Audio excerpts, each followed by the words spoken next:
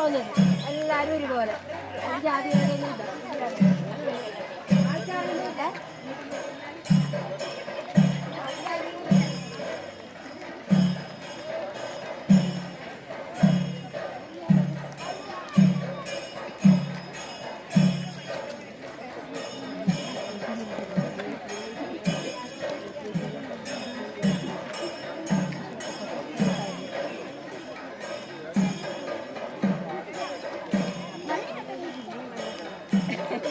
കുറേ ഉണ്ട് നമ്മൾ കുറേ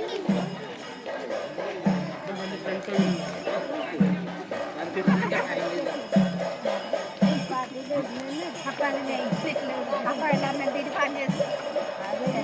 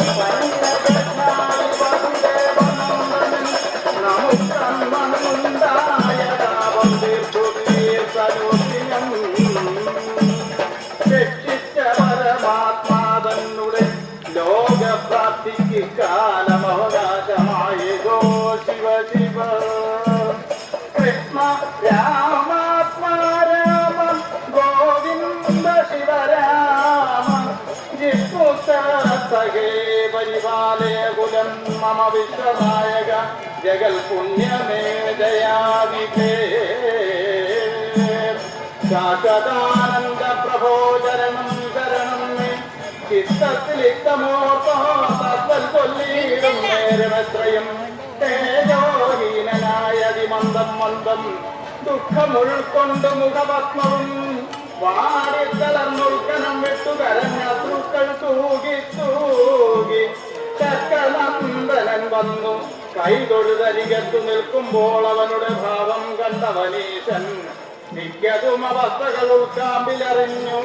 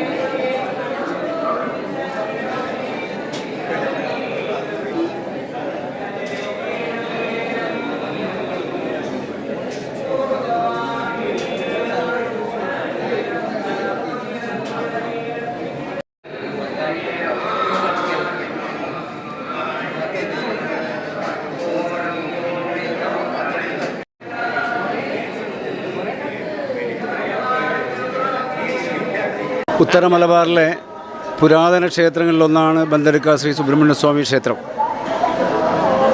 തൊട്ടടുത്ത കർണാടകയോട് അടുത്ത് ചേർന്ന് നിൽക്കുന്ന ഒരു പ്രദേശം കൂടിയാണ് ബന്ദടുക്ക. അതുകൊണ്ട് തന്നെ നമ്മുടെ കാസർഗോഡ് പൊതുവെ സപ്തഭാഷാ സംഗമ ഭൂമി എന്നറിയപ്പെടുകയാണെങ്കിൽ അതിൻ്റെ ഏറ്റവും വലിയൊരു തെളിവ് തന്നെയാണ് ബന്ദടുക്ക ഈ ഗ്രാമം എന്ന് പറയുന്നത് തന്നെ. അതുകൊണ്ട് തന്നെ ഇവിടെ മലയാളം കന്നഡ എന്ന് വെവ്വേറെ ഇല്ലാതെ രണ്ട് ഭാഷകൾക്കും തുല്യ പ്രാധാന്യം നൽകിക്കൊണ്ടാണ് ഇവിടുത്തെ എല്ലാ കാര്യക്രമങ്ങളും നടന്നു വരുന്നത്. ബന്ദടുക്ക ശ്രീ സുബ്രഹ്മണ്യസ്വാമി ക്ഷേത്രത്തെ സംബന്ധിച്ചിടത്തോളം ക്ഷേത്രത്തിൽ എല്ലാ വർഷവും മകരമാസത്തിലെ ഭരണി നക്ഷത്രത്തിനാണ് ഇവിടെ ക്ഷേത്ര മഹോത്സവത്തിന് കൊടിയേറ്റം നടക്കാറുള്ളത്. ഇപ്പോൾ ഈ കൊടിയേറ്റം നടന്നതോടുകൂടി ഇന്ന് മുതൽ 5 ദിവസമാണ് ഇവിടുത്തെ വാർഷിക മഹോത്സവം നടക്കുക. ഈ 5 ദിവസങ്ങളിലായി ഏകദേശം 30,000-ത്തോളധികം ഭക്തജനങ്ങൾ ഈ ക്ഷേത്രത്തിൽ വിവിധ സമയങ്ങളിലായി വന്നു പോവുകയും ദർശനം, അതേപോലെ തന്നെ 30,000-ത്തിലധികം ഭക്തജനങ്ങൾക്ക് ഇവിടെ അന്നദാനം നടത്താൻ വേണ്ടി ഇവിടുത്തെ കമ്മിറ്റിക്ക് സാധിക്കുന്നു എന്നുള്ളതാണ്. അതേപോലെ തന്നെ ഈ ക്ഷേത്ര മഹോത്സവത്തിൻ്റെ മറ്റൊരു പ്രാധാന്യം എന്നുള്ളത് ഈ ക്ഷേത്രത്തിൻ്റെ അല്ലെങ്കിൽ ഈ ഗ്രാമത്തിൻ്റെ വിവിധ പ്രദേശങ്ങളിലുള്ള ജനങ്ങൾ അവരുടെ ആത്മാർത്ഥമായ സഹായങ്ങളും സഹകരണങ്ങളും ഒന്നുകൊണ്ട് മാത്രമാണ് ഇവിടുത്തെ എല്ലാ കാര്യങ്ങളും നടക്കുന്നത്. എന്ന് വെച്ചാൽ ഇവിടുത്തെ വരുന്ന ഭക്തജനങ്ങൾക്ക് വേണ്ട അന്നപ്രസാദം തയ്യാറാക്കാനും അതേപോലെ അന്നപ്രസാദം വിളമ്പാനും അതേപോലെ ക്ഷേത്രത്തിൻ്റെ ഉത്സവത്തിൻ്റെ മുമ്പായി തന്നെ ക്ഷേത്രവും ക്ഷേത്ര പരിസരങ്ങളെല്ലാം ശുചീകരിച്ചുകൊണ്ട് അതിൻ്റെ നിർമ്മാണ പ്രവർത്തനങ്ങൾ അതെല്ലാം നടത്താൻ മുഴുവൻ പ്രവർത്തനങ്ങളും സേവനമായി തന്നെയാണ് ഇവിടുത്തെ ഭക്തജനങ്ങൾ ചെയ്യുന്നത്. അതാണ് ഇവിടുത്തെ ഒരു പ്രത്യേകത. അതേപോലെ തന്നെ ഈ ക്ഷേത്രത്തെ സംബന്ധിച്ചിടത്തോളം ഒരു വർഷത്തിൽ 12 മാസത്തിൽ കന്നി മാസത്തിൽ ഒഴികെ മറ്റെല്ലാ മാസങ്ങളിലും വിശേഷാൽ പൂജകൾ നടക്കുന്നു എന്നുള്ളതാണ് ഇവിടുത്തെ മറ്റൊരു പ്രത്യേകത. അതിൽ വളരെ പ്രധാനപ്പെട്ടതാണ് മഹോത്സവം, വാർഷിക മഹോത്സവം, അതേപോലെ ഷഷ്ഠി മഹോത്സവം. ഷഷ്ഠി മഹോത്സവം എന്ന് പറയുമ്പോൾ ചരിത്രപ്രസിദ്ധമായിട്ടുള്ള ഗുഹാപ്രവേശനം, അത് ഇവിടെ മറ്റ് ക്ഷേത്രങ്ങളിലൊന്നും ഇല്ലാത്ത ഒരു പ്രത്യേകതയാണ് ഇവിടെയുള്ളത്. ഏകദേശം പകൽ സമയത്ത് തന്നെ ഏകദേശം 100 മീറ്ററോളം ദൂരെയുള്ള ഒരു ഗുഹയിലാണ് യാതൊരു വെളിച്ചമോ മറ്റോ ഒന്നുമില്ലാതെ തന്നെ ആ വളരെ ഇരുണ്ട ആ ഒരു ഗുഹയിൽക്കകത്ത് നൂറുകണക്കിന് ഭക്തജനങ്ങൾ അതിൻ്റേതായിട്ടുള്ള വൃതാനുഷ്ഠാനങ്ങളോടുകൂടി തന്നെ ആ ഗുഹാപ്രവേശന കർമ്മം നടത്തുന്നു എന്നുള്ളത്. ആ ദിവസങ്ങളിലും അന്നേ ദിവസവും ഏകദേശം 10,000-ഓളം ആൾക്കാർ ഈ ക്ഷേത്രത്തിലെത്തുന്നു എന്നുള്ളതാണ്. അപ്പോൾ അതേപോലെ തന്നെ ഇവിടുത്തെ ഈ പ്രദേശത്തെ മറ്റ് ദൈവികമായിട്ടുള്ള മറ്റെല്ലാ ചടങ്ങുകളും ക്ഷേത്ര മഹോത്സവം കഴിഞ്ഞതിന് ശേഷമാണ്. എന്ന് വെച്ചാൽ ക്ഷേത്ര വാർഷിക മഹോത്സവം കഴിഞ്ഞാൽ സുബ്രഹ്മണ്യ ക്ഷേത്രം ആലിങ്കാലിലാണ് ആദ്യമായി വിഷ്ണുമൂർത്തി തെയ്യത്തിൻ്റെ പുറപ്പാട് നടക്കുക. അതിനുശേഷം മാത്രമാണ് ഈ നാട്ടിലെ മറ്റേതൊരു തറവാടുകളിലോ അതേപോലെ തന്നെ കാവുകളിലോ മറ്റ് തെയ്യം കോലങ്ങളോ മറ്റ് ഉത്സവാദി കാര്യങ്ങളോ ആരംഭിക്കാറുള്ളത്. അതാണ് ബന്തെടുക്ക ശ്രീ സുബ്രഹ്മണ്യ ക്ഷേത്രത്തിൻ്റെ ചരിത്രം എന്ന് പറയുമ്പോൾ പണ്ട് മുതലേ ഉള്ള ആചരിച്ചു വരുന്നു എന്നുള്ളത്. ആചരണങ്ങൾ ഒന്നും തന്നെ തെറ്റാതെ പഴയതുപോലെ പണ്ട് കാലത്തെ പോലെ തന്നെ നിലനിർത്തി പോകുന്ന ഒരു ക്ഷേത്രം കൂടിയാണ് ശ്രീ സുബ്രഹ്മണ്യ സ്വാമി ക്ഷേത്രം. തീർച്ചയായും എല്ലാവരുടെയും പൂർണ്ണമായ സഹായ സഹകരണങ്ങൾ ഈ ക്ഷേത്രത്തിൻ്റെ എല്ലാവിധ പ്രവർത്തനങ്ങളിലും ഉണ്ട്. അതിൻ്റെ ഏറ്റവും വലിയ തെളിവായിരുന്നു കഴിഞ്ഞ 2019 ഇവിടെ നടന്ന ബ്രഹ്മ കലശ മഹോത്സവം. ഏകദേശം 1.5 കോടി രൂപയോളം ചെലവഴിച്ചുകൊണ്ട് ക്ഷേത്രത്തിൻ്റെ നവീകരണവും പുനരുദ്ധാരണവുമെല്ലാം നടത്തിയത് ഈ പ്രദേശത്തുള്ള നാട്ടുകാരുടെ പൂർണ്ണമായ സഹകരണത്തോടു കൂടിയാണ്. അപ്പോൾ ക്ഷേത്രത്തുമായി ബന്ധപ്പെട്ടുകൊണ്ട് എന്ത് കാര്യത്തിനും എല്ലാവരും പൂർണ്ണമായി ഒന്നിച്ച് അവരാലാവുന്ന രീതിയിൽ ക്ഷേത്രത്തിലേക്ക് വേണ്ടി ചെയ്യുന്നു എന്നുള്ള ഒരു പ്രത്യേകതയാണ് ഈ ക്ഷേത്രത്തെ സംബന്ധിച്ചിടത്തോളം പറയാനുള്ളത്. അതേപോലെ ഈ ക്ഷേത്ര മഹോത്സവത്തിന് വേണ്ടി നമ്മൾ അതിൻ്റെ എല്ലാ വർഷവും അതിനുവേണ്ട ഏകദേശം 16ഓളം സബ് കമ്മിറ്റികൾ ഉണ്ടാക്കിക്കൊണ്ട് അതിൻ്റെ വിവിധ പ്രവർത്തനങ്ങൾ ഏകോപിപ്പിച്ച് കൊണ്ടുപോവുകയാണ് സാധാരണ നടക്കുന്നത്. അതേപോലെ ക്ഷേത്ര ഭരണസമിതിയെ സംബന്ധിച്ചിടത്തോളം ഏകദേശം ക്ഷേത്രത്തിൻ്റെ ഭരണസമിതി പ്രസിഡൻറ്റ് എന്നുള്ളത് ഇവിടുത്തെ പ്രധാനപ്പെട്ട മുക്തേശ്വര കുടുംബം എന്ന് വെച്ചാൽ കർണാടകയിൽ കന്നഡ വിഭാഗത്തിൽപ്പെട്ട ബൺസ് സമുദായത്തിൽപ്പെട്ട അവരാണ് ഇവിടുത്തെ മുക്തേശ്വരൻ എന്ന് പറയുന്ന ഇതിൻ്റെ പ്രധാനപ്പെട്ട ഉത്തരവാദിത്വമുള്ളവർ. ആ കുടുംബത്തിൻ്റെ ആണ് തലമുറയായി തന്നെ ഇത് പാരമ്പര്യമായി ആ മുക്തേശ്വര കുടുംബത്തിൽപ്പെട്ട അംഗങ്ങളാണ് ഇതിൻ്റെ പ്രധാനപ്പെട്ട അധ്യക്ഷൻ അല്ലെങ്കിൽ ഇതിൻ്റെ പ്രസിഡൻറ്റ് എന്ന സ്ഥാനത്ത് തുടർന്നു വരുന്നതും ഇനി തുടർന്നു പോകുന്നതും ആ രീതിയിലാണ്. മറ്റുള്ള എല്ലാ വിഭാഗത്തിൽപ്പെട്ട ആൾക്കാരെ ഉൾപ്പെടുത്തിക്കൊണ്ടാണ് ഇതിൻ്റെ കമ്മിറ്റിയും ഭരണസമിതിയും അതിൻ്റെ പ്രവർത്തനങ്ങളെല്ലാം നടന്നു വരുന്നത്. ಬಂದೆಡುಕ ಶ್ರೀ ಸುಬ್ರಹ್ಮಣ್ಯ ದೇವಾಲಯ 4 ಶತಕಗಳ 400 ವರ್ಷಗಳ ಇತಿಹಾಸ ಇರುವಂಥ ಸುಪ್ರಸಿದ್ಧ ಒಂದು ಕ್ಷೇತ್ರ. ಈ ಕ್ಷೇತ್ರೇಶ ವಿಭಾಗ ಅಂತ ಹೇಳುವಂಥ ಬಂಟ ಸಮುದಾಯಕ್ಕೆ ಸಂಬಂಧಪಟ್ಟವರು ಮುಂದೆ ನಿಂತುಕೊಂಡು ಊರಿನವರ ಸಮಿತಿ ಮಾಡಿಕೊಂಡು ನಡೆಸುವಂಥ ಒಂದು ಸಮಿತಿಯು ಇದರ ಎಲ್ಲ ಕಾರ್ಯಗಳು ನಡೆಯುವಂಥದ್ದು. ಆಗ ತಾನೇ ಪ್ರಸ್ತಾಪ ಮಾಡಿದಾಗೆ ಎಲ್ಲ ವರ್ಷವೂ ಮಕರ ಮಾಸ ಭರಣಿ ನಕ್ಷತ್ರ ದಿವಸ ಧ್ವಜಾರೋಹಣಗೊಂಡು ಕೊಡಿಬೆಳಕು, ನಡುಬೆಳಕು, ಹಾಗೆ ದರ್ಶನ ಬಲಿ ಮತ್ತು ಆರಾಟ, ಹೀಗೆ 5 ದಿವಸದ ಜಾತ್ರೆ. ತದನಂತರ ಆಲಿಂಗಲ್ ದೇವಸ್ಥಾನದ ಸಮೀಪ ಇರುವ ಆಲಿಂಗಲಲ್ಲಿ ಶ್ರೀ ವಿಷ್ಣುಮೂರ್ತಿ ದೈವದ ಕೋಲ. ತದನಂತರ ಕುಂಭಮಾಸ 10-11 ಪದಿಕಾಲಲ್ಲಿ ಕಲ್ಲುಟಿ ದೈವದ ಕಳಿಯಾಟ ಕೂಡ ನಡೆಯುತ್ತದೆ. ಖಂಡಿತವಾಗಿಯೂ ಸಪ್ತಭಾಷಾ ಸಂಗಮ ಭೂಮಿಯಾದ ಈ ಕಾಸರಗೋಡು ಜಿಲ್ಲೆಯ ಇಲ್ಲಿ ದಕ್ಷಿಣ ಕನ್ನಡ ಜಿಲ್ಲೆ ಮತ್ತು ಕೊಡಗು ಜಿಲ್ಲೆ ಮತ್ತು ನಮ್ಮ ಕಾಸರಗೋಡು ಜಿಲ್ಲೆಯ ತ್ರಿಸಂಗಮ ಭೂಮಿ ಬಂದಡ್ಕ ಅಂತ ಹೇಳ್ಬೋದು. ಬಂದಡ್ಕದಲ್ಲಿ ಹಿಂದಿನ ಕಾಲದಲ್ಲಿ ಕನ್ನಡಿಗರು ಅಂದರೆ ನಮ್ಮ ಗೌಡ ಸಮುದಾಯ, ಹಾಗೆಯೇ ಬಂಟ ಸಮುದಾಯ, ಬ್ರಾಹ್ಮಣ ಸಮುದಾಯ, ನಾಯಕ ಸಮುದಾಯದವರು ಹೆಚ್ಚಿದ್ದರು. ಇವರು ಕೂಡ ಏನಿದ್ದರೂ ಕೂಡ ಕ್ಷೇತ್ರೇಶ ವಿಭಾಗದವರು ಬಂಟ ಸಮುದಾಯ ಮುಂದೆ ನಿಂತು ಮಾಡುವಂಥ ಎಲ್ಲ ವಿಶೇಷ ಕಾರ್ಯಕ್ರಮಗಳಿಗೆ ನಿಜವಾಗಿಯೂ ಈ ನಾಡಿನ ಎಲ್ಲ ಜನರ ಸಹಾಯ ಸಹಕಾರದಿಂದ ಯಶಸ್ವಿಯಾಗಿ ನಡೆದು ಬರುತ್ತದೆ. ದೊಡ್ಡ ಜಾತ್ರೆ ದಿವಸ ಸುಮಾರು 15,000 ಜನ ಒಟ್ಟು ನಾವು ಹೇಳುವುದಾದರೆ ಈ ವಾರ್ಷಿಕ ಜಾತ್ರೆಗೆ ಸುಮಾರು 30,000ದಷ್ಟು ಜನ ಭಾಗವಹಿಸುವಂಥ ಒಂದು ನಿರೀಕ್ಷೆ ಇದೆ. ಷಷ್ಠಿ ಜಾತ್ರೆ ಕೂಡ ಒಂದೇ ದಿವಸಕ್ಕೆ ಸುಮಾರು 8-10,000 ಜನ ಭಾಗವಹಿಸುವ ನಿರೀಕ್ಷೆ ಹಾಗೂ 8,000ಗೆ ಅನ್ನದಾನದ ಕಾರ್ಯಕ್ರಮ ಕೂಡ ನಡೀತಿದೆ. ಈ ವರ್ಷ ನಮಗೆ ಸುಮಾರು 14 ಜನರು ಅನ್ನದಾನಕ್ಕೆ ಬೇಕಾಗಿ ಸಂಭಾವನೆ ಮಾಡಿದಂಥ ಜನರು ಕೂಡ ಇದ್ದಾರೆ. ಆ ಥರದಲ್ಲಿ ಅತ್ಯಂತ ಏನು ಪ್ರಸಿದ್ಧವಾದ ಹಾಗೂ ಕಾರಣಿಕ ಇರುವಂಥ ನಮ್ಮ ಗ್ರಾಮ ದೇವಾಲಯ ಬಂದಡ್ಕ ಶ್ರೀ ಸುಬ್ರಹ್ಮಣ್ಯ ಕ್ಷೇತ್ರ ಖಂಡಿತವಾಗಿಯೂ ಜನರ ಎಲ್ಲವರ ಸಹಾಯ ಸಹಕಾರದೊಂದಿಗೆ ತುಂಬ ಯಶಸ್ವಿಯಾಗಿ ಕಾರ್ಯಕ್ರಮಗಳು ನಡೀತಾ ಬರುತ್ತದೆ. ಇದಕ್ಕೆ ನಮ್ಮ ಎಲ್ಲ ಭಕ್ತರ ಪರಿಪೂರ್ಣವಾದ ಸಹಾಯ ನಿಜವಾಗಿಯೂ ಆ ದೇವರು ಅವರಿಗೆ ಎಲ್ಲರಿಗೂ ಆಯುಸ್ಸು ಆರೋಗ್ಯ ಸುಖ ಸಂಪತ್ತು ಅಷ್ಟೈಶ್ವರ್ಯವನ್ನು ಕೊಟ್ಟು ನೆಮ್ಮದಿಯ ಜೀವನ ನಡೆಸುವಂತಹ ದಾರಿಯನ್ನು ಆ ದೇವರು ನಮಗೆಲ್ಲ ಕರುಣಿಸಲಿ ಅಂತ ಹೇಳುವ ಪ್ರಾರ್ಥನೆಯೊಂದಿಗೆ ನನ್ನ ಮಾತನ್ನು ನಿಲ್ಲಿಸ್ತೇನೆ. ನಮಸ್ಕಾರ.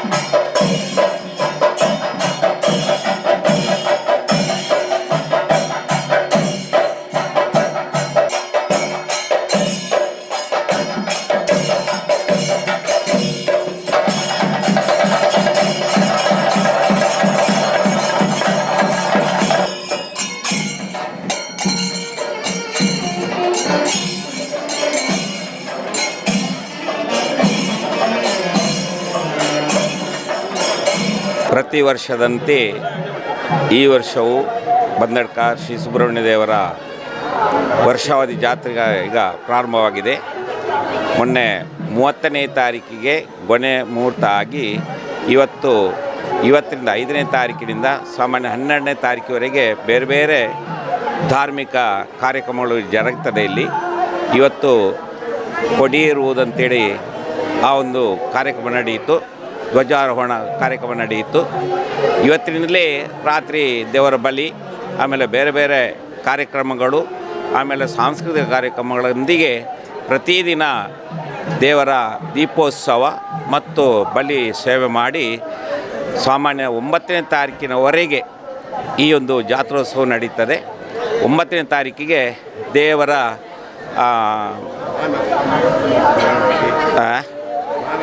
ಸ್ನಾನ ಆರಾಟ ಕಾರ್ಯಕ್ರಮ ಜರುತ್ತದೆ. ಅದು ಇಲ್ಲಿಂದ ದೇವರು ಅಲ್ಲಿ ಸಾಧಾರಣ 3-4 ಕಿಲೋಮೀಟರ್ ದೂರದವರೆಗೆ ದೇವರನ್ನು ಕಲ್ಲುರ್ಟಿ ದೈವವು ಬಂದು ಕರ್ಕೊಂಡು ಹೋಗಬೇಕು.